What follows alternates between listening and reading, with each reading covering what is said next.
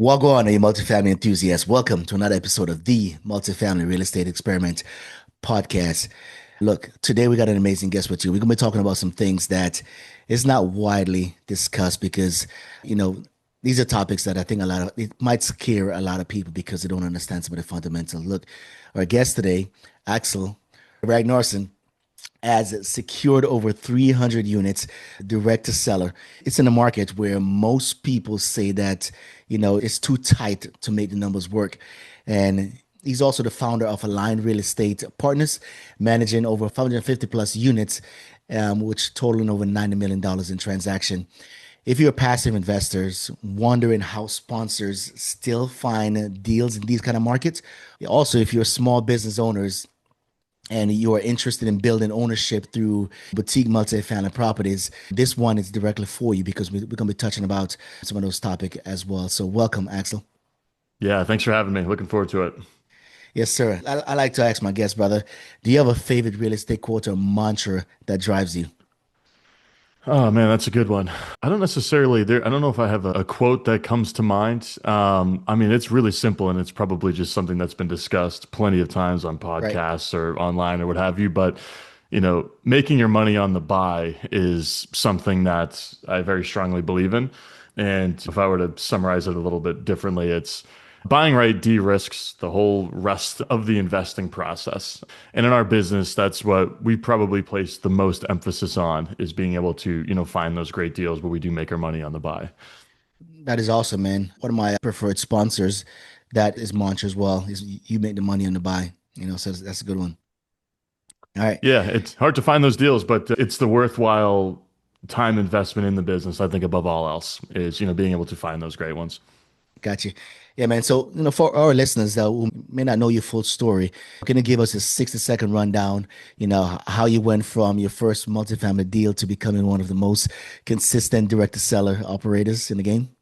Yeah, absolutely. So, just geographically speaking, I live in Boston, Massachusetts, originally from New Hampshire. So, I grew up about an hour north of Boston, right over the border, and just started buying multifamily way back in college. And the way into the business was I used to flip cars in college. Like, that was a little Nice. side business I ran, buying and selling cars on Craigslist. And, I was getting towards the end of my time in college and was trying to figure out what comes after that. I liked the idea of working for myself. I always had a hard time kind of keeping a job down because I would always get distracted with other stuff I was doing. Yeah. And basically learned about flipping houses. And I forget how, maybe it was HGTV or an Instagram ad or something like that. And this is back in, 2016, 2015, kind of before real estate got a little bit more competitive in that 2018, 19 through mid-COVID timeframe. Yeah. And that was how I got into the business, was trying to figure out how to flip houses. As I was learning about that and just learning all about how to find good deals, started learning about rental property and buy and hold real estate investing, cash flow, all that.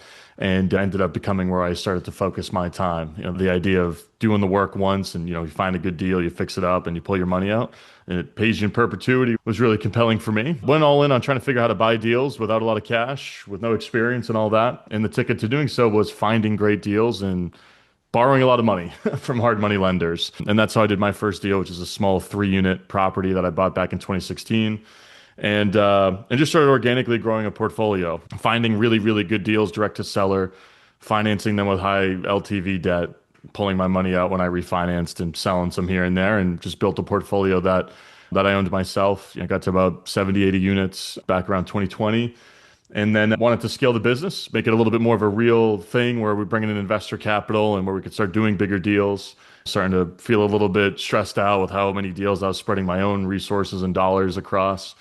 So 2020, 2021, started raising investor capital. And really over the last 2, 3 years, we've built out call it the syndication side of the business, where we go out, we find small to mid-sized multifamily deals, we raise LP capital.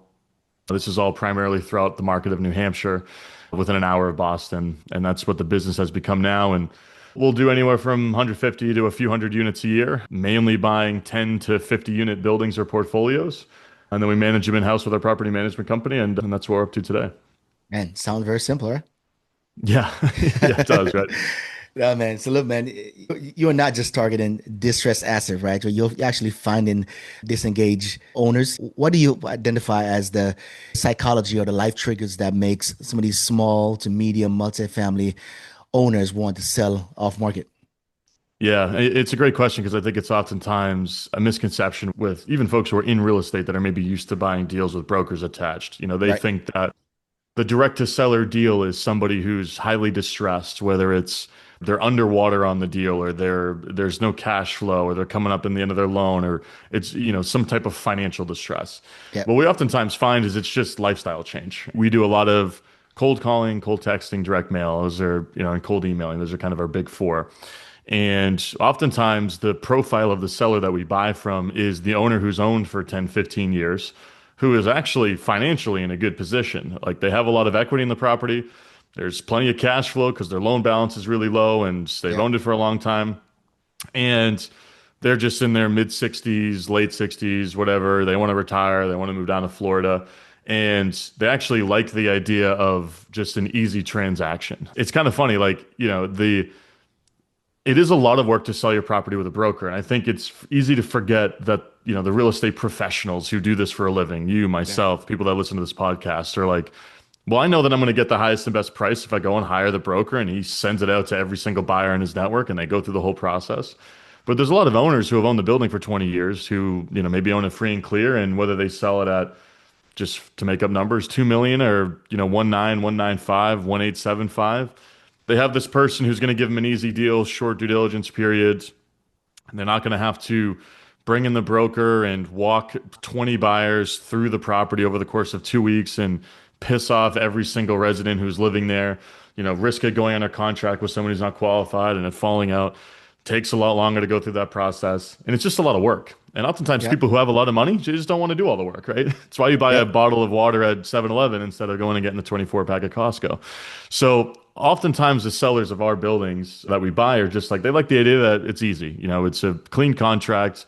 We tell them we're just going to get in there once for an inspection. Maybe we a couple units in the basement for the appraisal that the bank wants to do.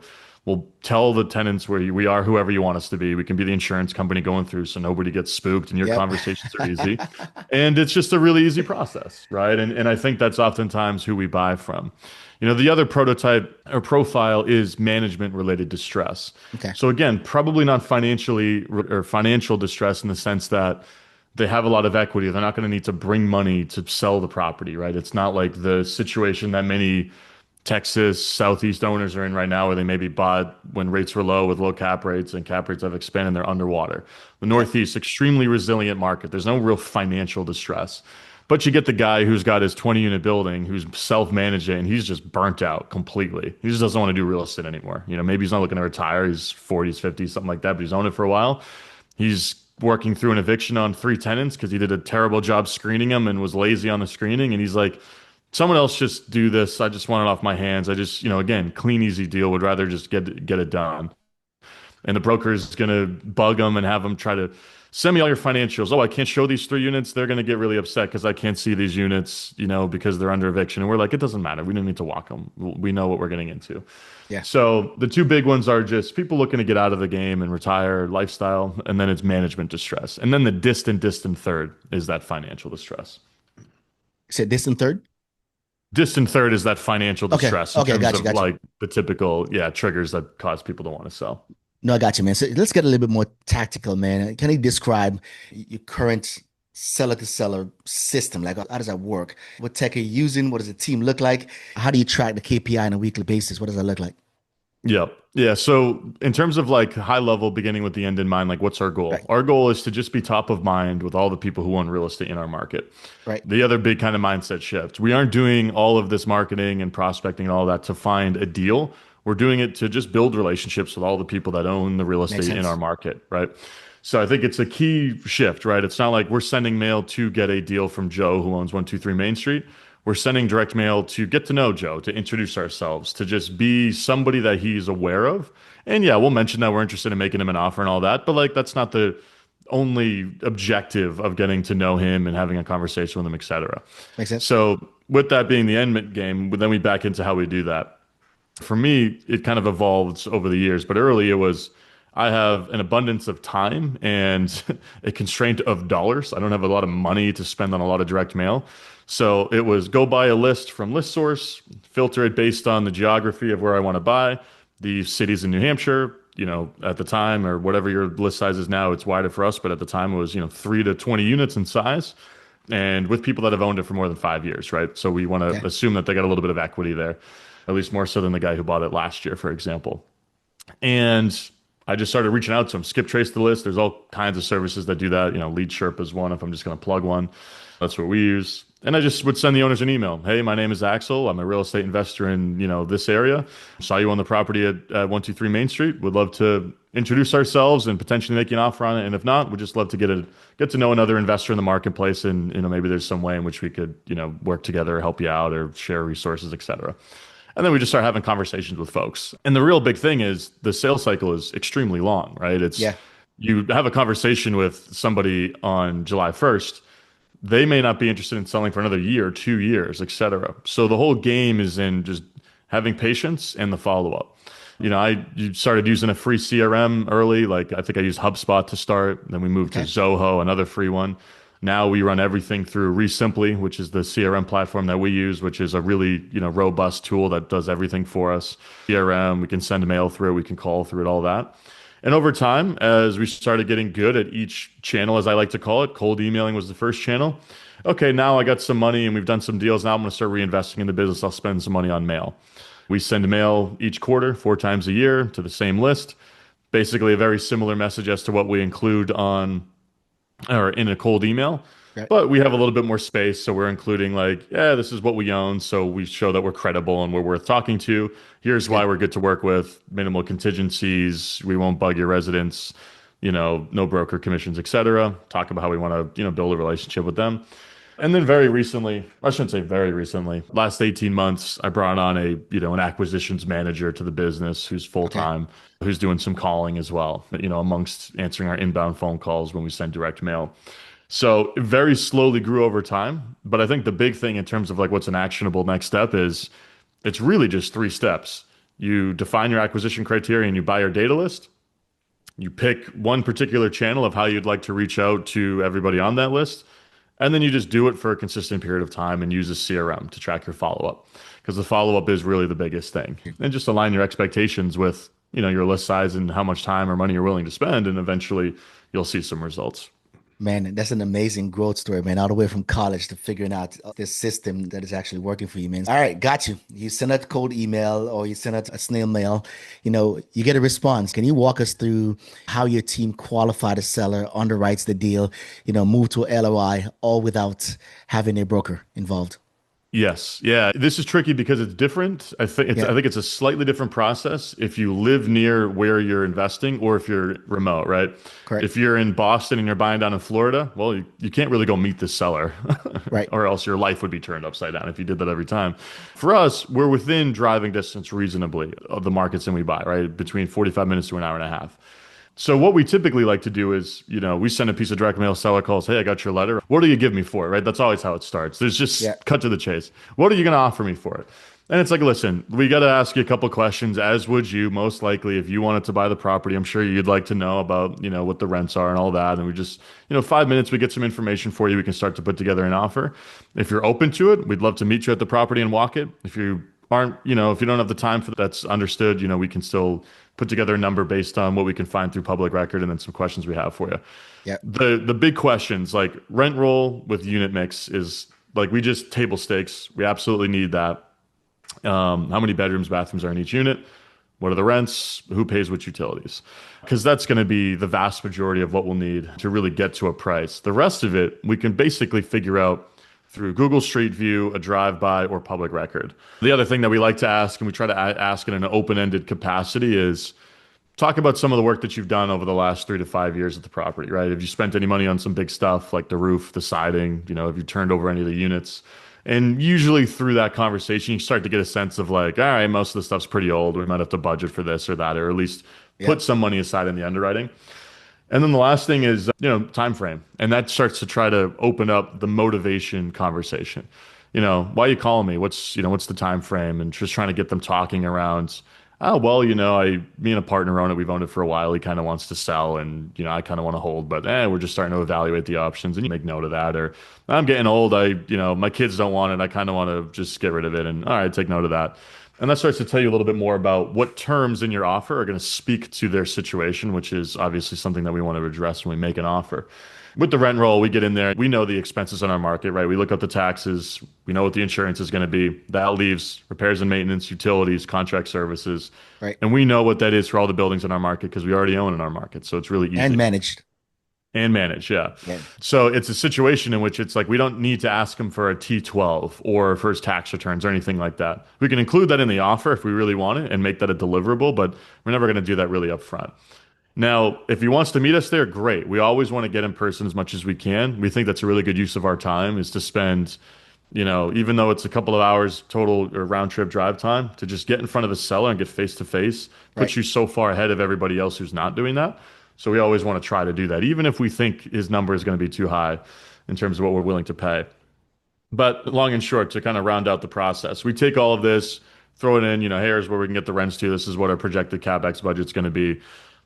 Put together an offer with terms that we think are going to address their situation. Like a big one is, yeah, I had a buyer who went under contract on it, but it fell through. It's like, okay, well, now we're going to do no financing contingency and we'll do a meaningful deposit, right? And we'll still have our DD contingency to do it, but like we want to try to alleviate that concern. Yeah, I just don't want my tenants finding out. All right, so we write in the contract. We'll only access twice and only access the units of your choice. We try to solve as many of those problems as we possibly can in the offer. So we shoot it over with a summary over email. We always want to present it over email if we can. If it's an older gentleman or Right. a seller who doesn't have email, all right, we'll call them. But we like to recap it in an email so that we can like sell it verbal or in written word. And then we put them on a follow-up cadence, right? The big thing is we always try to push urgency around the offer we're making. Hey, you can say, hey, it's only good for 48 hours. That doesn't really mean a lot to a seller. They're like, okay, Right. sure. I'm sure on day three, you'll still probably buy it if I accept it. But we Yeah. say, hey, we're offering on a handful of properties. We have we have a 1031 clock that's ticking. And we try to create some level of urgency around him getting us or her getting us a reply. And from there, 90% of the time, 95% of the time, it's, yeah, price is a little too low or I want to be higher. Timing's not right. And then we just put them on follow up every 30 days, every 60 days, whatever we feel like is the appropriate cadence, touch base, how's it going? Does it make sense to further chat? And at some point down the line, we have some real productive conversation around it.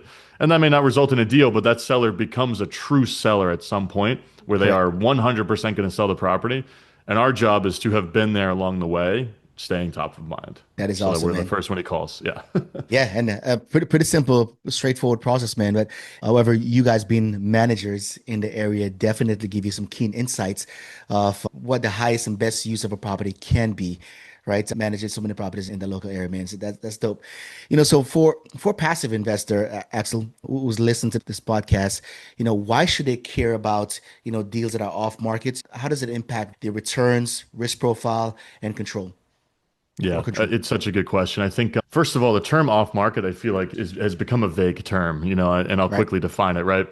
You'll get somebody who's raising capital for a deal that says this is an off market deal. Well, right, is it a direct to seller deal? Buyer sourced it through a cold call or something, or is it a direct to seller where the broker only called this one buyer? And I'm doing right, quotation marks here for everyone who's listening, not watching this. But so it's important to understand what that actually means, right?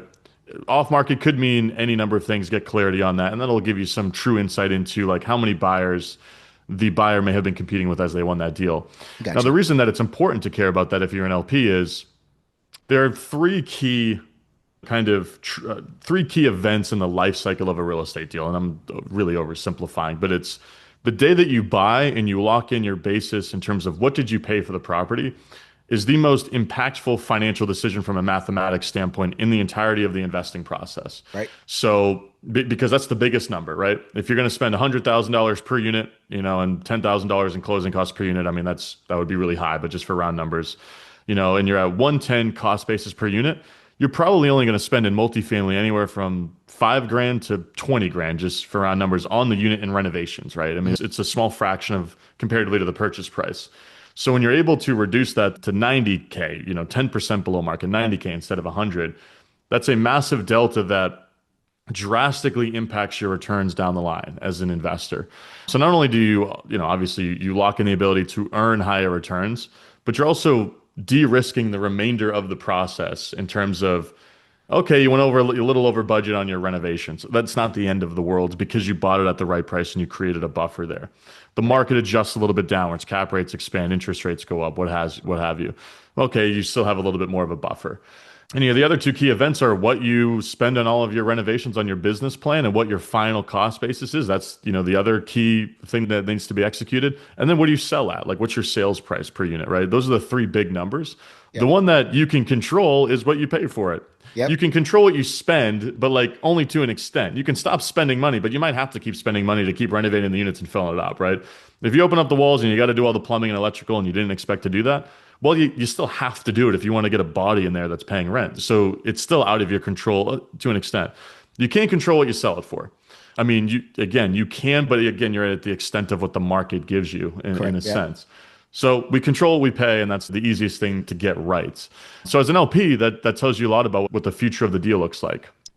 And it's one of the more verifiable data points as well. Okay, you mentioned you're going to spend this, or you're going to achieve this in rent, and you think that the cap rates are going to, be this when you sell it. All projections. When you're buying something, right? We have this sales price. These are all of the comparables, properties that sold in the last 12 months. These are the cap rates they sold at. This is the per unit price they sold at. These were the rents in the units when they sold comparatively to the rents in the property that you may be investing in versus the price that it's proposed to be bought at. And you have all the information. So that's why it makes a lot of sense to spend time really understanding that Right. and getting a good feel for it because it's the easiest thing for you as an LP to get really comfortable with outside of, the team and their experience. I got you. Yeah, that's awesome, man. Appreciate you breaking that down for me, man. So I got about another 4 minutes left with you, man, before I got to go do the Marine Corps thing. So we're gonna dive into the focus round, man. It's just an acronym, and this is kind of a lightning round. Could be quick answers, could be a little bit more extended, but more so quick answers. What do you do for fun? Yeah, I try to get outside. I live in New England. It gets a little bit hard to do that. But Okay. golf in the summer, skiing in the winter, love to travel. And, I think all of us in real estate, it becomes our hobby as well as our work pretty quickly. I'll say that we ski, we golf, get outside as much as possible, and then real estate takes up a lot of the other free time. Got you, man. What is one opportunity that was a game changer for you?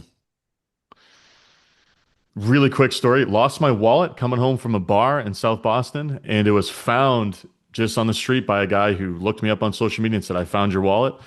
And he ended up becoming my biggest business partner, which I is a might have. funny story. What's Yeah, the his guy's name's name? I TJ. might have heard TJ is that his guy. name. I might have heard him told a story Yeah, before. he gets on podcasts now. He was an engineer at Okay. Amazon, and he was my first LP.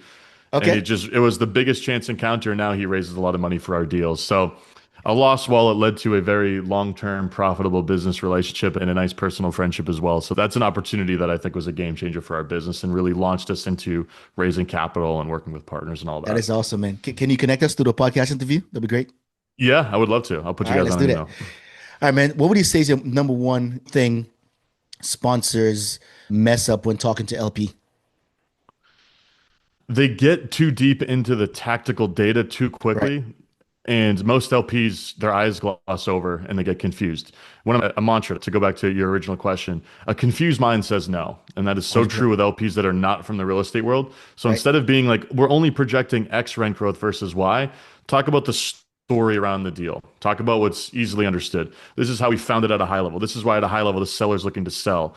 Craft a narrative around the market and the opportunity that gets them excited outside of the data and only introduce data once they've become comfortable with all of the stuff that Story. isn't, data is not required to communicate. That's awesome, man. Story sells. So look, what did you not understand about the seller psychology until you maybe full into direct to seller? Yeah, I think I don't know if it was yeah, so I may be answering a different question than when you're asking, but it's similar to seller psychology. I wasn't patient. I was Okay. a young guy, I really wanted it. I wanted results quickly. I Got you. think that's a I think it's easy for people to have short-term expectations when they do anything in business or life, I guess. But for me, it really, really took me a while to become comfortable with the fact that all of the money was going to be made in the follow-up. And I would always push for closure from sellers. I would try to convince sellers to become sellers. When you as a buyer are never going to convince a seller to become a seller unless you offer some insane price, which obviously we're not doing as investors, Right. you're never going to convince them to sell. You just want to be around them when they decide themselves to Right. sell. And that was a Yep. big change for me. That is awesome, man, because ownership is actually a good feeling, especially the guy that I'm working with right now is 82 years old. Fun fact, he doesn't use email, so everything I send to him has to be snail mail. You know what I mean? So, I've and been there, man. Yeah. yeah, being able to talk to him about why does he want to sell. He wanted, ideally, he wanted to transfer all that asset down to his son. But his son was like, Dad, you want mom should sell that property and live off the money. But he Yeah. also want his kids to benefit from the money. So we start talking about setting up trust and all the good stuff, you know. So, I mean, understand the psychology of why they want to become sellers instead of owners. So let me ask you this, 100%. man. It's the last question in the focus round. What's your success built on that you think most people overlook? I think it dovetails with the previous answer, but patience combined with focus. Against quick sidetrack, I'll bring it back. Biggest mistake I made in real estate was becoming distracted in 2021, 2022. Started looking at other markets. We did a deal in Florida. We did a deal in Indianapolis. Got away from the core competency of direct to seller in Southern Gotcha. New Hampshire, which we had figured out really, really well and which really, really worked. I think people jump from strategy to strategy, from market to market, whatever, really quickly, when all of your efforts compound in the multi-year process, right? So it's when you're doing direct to seller, when you're trying to build a real estate business, when you're establishing those connections, all of that, et cetera. First couple of years, you're not going to see those results. Years 3 4 5, that's when you hit that exponential on the graph. So for me, I think now I've become very cognizant of that, and I have a very, very narrow focus, and I'm very, very patient, and because I understand I'm going to be doing this for another 30 years, and that I think has helped me generate more results than the people that jump around. Man, that is awesome, man. That bravo to tell. I like what you use. I like that you use the words core competency. I think as I go into work today, that will be my words of the day, the core competency, because I work in the maintenance department and we have to do some maintenance core competency, right? Each respective work Yep. centers have their own core competency that supports the entire maintenance department. So that would be my word of today, core competency. All right, Love brother. it. So, listeners, that's a wrap, man. A tactical session with Axel. So whether you're looking to find a better deal, vet operator more critically, or start building your own pipeline, the information you shared today was definitely golden. So Axel, if our listeners want to get in touch with you, how do they do that? Yeah, easiest way. I mean, you could just shoot me an email, Axel, AXEL, at alignedrep.com. So ALIGNEDREP.com. That's also our website. Find me on Instagram. I'm very active on there. That's where I post, the content that I find to be valuable for the folks who are, doing what we do. And that's at Multifamily Wealth is that Instagram handle, but any of those three channels. Tight, tight. We'll make sure that my VA add that information into the show notes, and it will also send you some trailers, maybe about 4 or 5 trailers, and then also the link to the full episode. So if you're willing to share those information, we greatly appreciate it as well. So listeners. Absolutely. Yeah, listeners, thank you again for listening to another episode of the Multifamily Real Estate Experiment podcast. We trust that this episode added a ton of energy and value.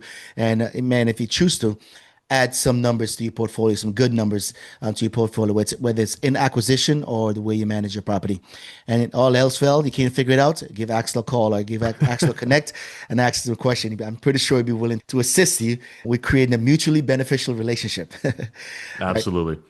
All right. So until next time, Axel, thank you so much, brother. Until next time, listeners, thank you for spending your time with the Multifamily Real Estate Experiment podcast. I'm Hutch the Marine Investor, out.